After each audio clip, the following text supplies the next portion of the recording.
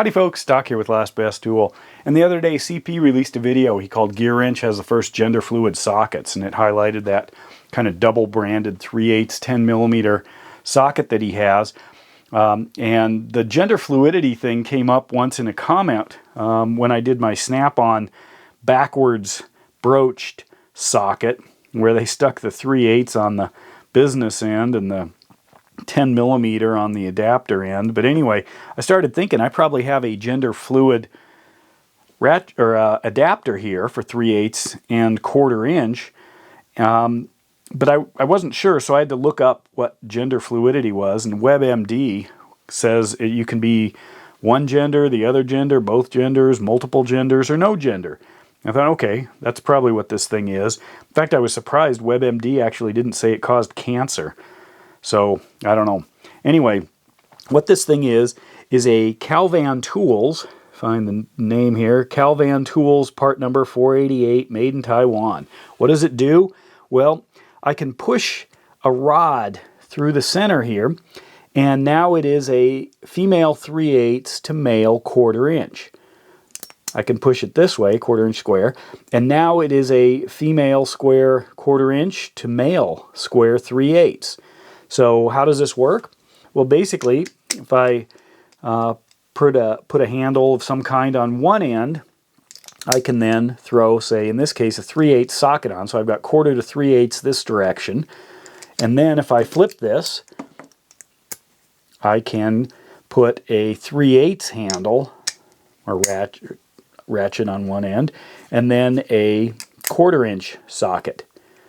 So it goes back and forth, flips back and forth between the two. So you might think it's gender fluid between 3/8 and 1/4 inch. But also remember that third option, which was, or that fourth option, I guess, which was none of the above, no gender. That's kind of what I think this thing is, and here's why. First of all, when you extend out the 3/8 square here, there's a ton of play. There is a very small shaft. In fact, you can see the size of that right down here, where this 1/4 inch tapers down, loses about 1/3 into that rod, which is secured with a roll pin right here in the middle of that knurling.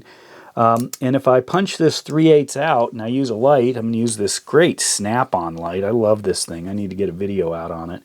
Not cheap, but super effective.